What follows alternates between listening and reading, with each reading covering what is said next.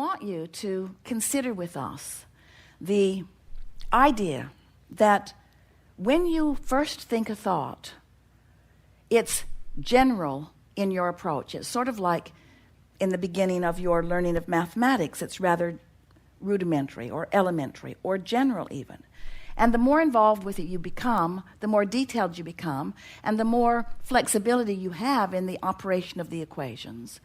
And the same thing is true with these powerful laws of the universe. The law of attraction is a vibrational manager that brings thoughts that are like it together. So when you start with a general thought, and you keep it active within yourself for a while, or even come back to it frequently, what happens is that general thought begins to become more specific by the power of law of attraction. It just has to. We've said to you that genius is really just attention to a subject.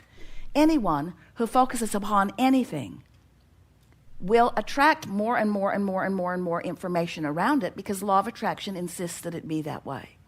And the only thing that ever keeps something from evolving and expanding in a way that is really pleasing to you is that you think about it and you think about its opposite. I want it, but where is it? I want it, but where is it? I want to understand this, but I don't. I want to feel good, but I feel bad. In other words, when you think opposing thoughts right up on top of the thought, then you don't allow the progression. You just hold yourself in this place. You can't stand still, but you can move toward and away, toward and away, toward and away, toward and away, toward and away, toward and away.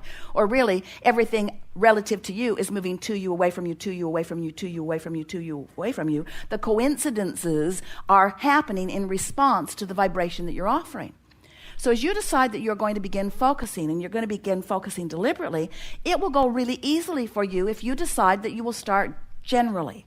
And we want to say to you in an emphatic way, we may not have ever said this to you at all before, and so to start emphatically means it really matters. We're going to start emphatically by saying to you that if you will approach your life experience, your point of attraction, in terms of emotions, you're starting in a general place, and that will serve you really, really well. Because as you start in a general place of wanting to feel good, and you focus there by remembering things that did feel good, by reaching for thoughts that felt good to you, by really picking around the buffet of your world, the buffet of your family, the buffet of your husband, the buffet of your children, the buffet of your business associates, the buffet of strangers, as you poke around the buffet of what's surrounding you, the buffet of other drivers, as you poke around this buffet and you are deliberately looking for the parts that please you, just like when you go to the cafeteria. We know you do. We've seen you. You never say, that looks awful, give me some of that. You never say that. You always say, that looks good, that smells good. I think I remember having something like that before. And so as you are poking around the buffet that is surrounding you, and you are deliberately looking for things that you think will feel good when you come upon them, what will begin to happen, you're already doing it much of the time, is that but now you'll be doing it deliberately, you will begin to establish an emotional grid or an emotional vibrational foundation that will immediately begin to fill in with more detail. And the more you focus with a determination to feel good as you're focusing, the more the details that fill in around it will feel good too. Until before you know it, you will, these things will happen to you. First, you'll be having way more fun and you'll be feeling way better more of the time. And next, you will begin to accept the rightness of your place in the universe. You'll just feel adored. You will begin to feel the worthiness that you have been longing for in such amplified fashion, because when you establish a grid that feels good, only things that feel good to you can come to you. And you'll start using words, if you don't know about what we teach, you would use words like lucky. Oh, that was really lucky. That was really a really lucky thing that happened. And of course, there is never any luck involved unless you want to call luck law of attraction's response to the vibration that you're offering and subsequent bringing to you the things that match it. We'll go with you if you'll go there with us. In other words, that's as lucky as it gets. I am fortunate enough to know about law of attraction, and fortunate enough to be wise enough to be aware of how I feel, and fortunate enough to really care about how I feel, and fortunate enough to be willing to pay attention to the way I feel, that I will focus myself into an emotional general grid of happy thoughts, and in doing so, other things that match that will come to me with such detail and such specifics that I will then understand the power of the universe that I have held in my hands every day that I've been here, that now I am applying with deliberate intent. It is so much fun to be in this knowing place where the universe is responding to you and you know why. You know why. It's because of how I'm feeling. It's because of how I'm focusing. It's because of the vibration that I'm offering. So now as you move through your day, this is all happening whether you know that it is or not. So you have two choices. You can do it deliberately or you can do it by default.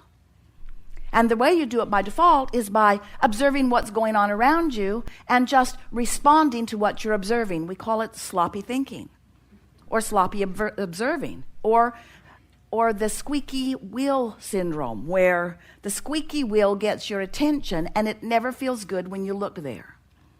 And that squeaky wheel stuff will cause you to establish a vibrational grid that will fill in with louder squeaks until you become genius oil canners. Humans often measure their talents by how good they are at putting out brush fires. And we want to we want to zap you with the desire to work with the laws of the universe instead of against them. Work with them. As you understand that your emotions are your friend and that there is so much good that wants you. So we've been telling this story in a lot of different ways, haven't we? We say, you are much more than you know in these physical bodies, and that non-physical part of you remains non-physical even though a part of you is focused here. And while you're focused here, you're sifting and sorting and knowing what you don't want and knowing what you do want. And every time you define something that you do want, even in the throes of knowing dramatically what you don't want, in other words, you never know more clearly what you do want than when you're living what you don't want. So as you're exploring that buffet and knowing what you don't want, you are sending out a powerful rocket of desire that speaks with great specifics about what you do want. And that rocket of desire is known and held by the larger part of you as a vibrational touchstone, as a place marker, as a placeholder, as a space holder. In other words, once you expand, the source within you takes the expansion and holds it steadily for you and beams it back as a signal that you can feel in every moment your relationship to. So once you've asked for something, vibrationally speaking, it is done because the larger part of you is already living it. And that's why when you focus in opposition to it, you feel lonely, fearful, worried, because you are in that moment of your physical discomfort, depriving yourself of the vibrational alignment with something that you ask for, and more important, something that you largely are. So when you start saying, oh, these bumps along the road that I'm feeling matter, when I feel negative emotion, it matters. It's an indication to me that I could focus myself into alignment if I cared about alignment. Do you? Do you care about alignment? Do you care about your clarity? Do you care about this moment in time being all that it can be? There have been many teachers that have been talking about being present in the moment. It was the thing that Jerry was most excited about as he was reading the Seth material. Two things. You create your own reality. He said, huh? How can that be? I create my own reality I want to know more about. So we spent many, many years talking about that. Your point of power is in the present, Seth said. Jerry wanted to know about that. What does that mean? And what it means is, here you are, right here and now, with the ability to focus. And when you do, one of two things is happening, and not much gray area in between, really. In your focus, you're focusing in a way that includes the whole of you, or you're focusing in a way that excludes.